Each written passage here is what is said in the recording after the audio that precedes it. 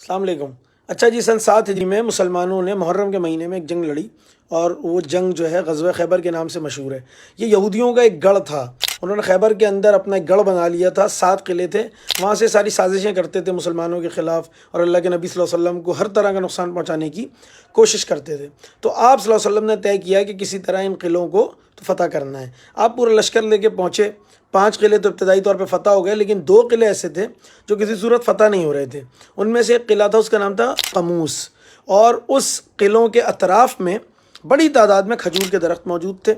اور ان کی بہت بڑی زرعی زمین تھی اور تناور درخت تھے۔ جب کسی بھی صورت قلعہ فتح نہیں ہو رہے تھے اور یہودی بڑی تعداد میں مسلمانوں کی شہادتیں بھی ہونا شروع ہو گئیں، تو آپ صلی اللہ علیہ وسلم نے پہلی دفعہ ایک ایسا حکم دیا جو خود آپ کے ہی حکم کے برعکس تھا، اور آپ نے حکم یہ دیا کہ اب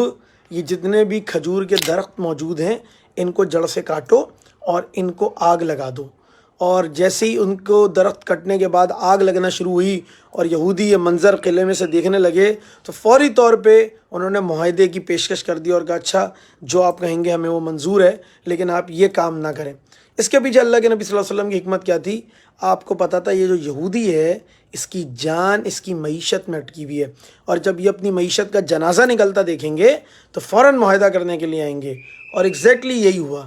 آج بھی جو صورتحال ہے، میں اور آپ ایک کمزور اور بے بس انسان ہیں، ہم دعا کر سکتے ہیں، ہم وہاں جا نہیں سکتے ہیں، ہم شاید کچھ بھی نہیں کر سکتے ہیں،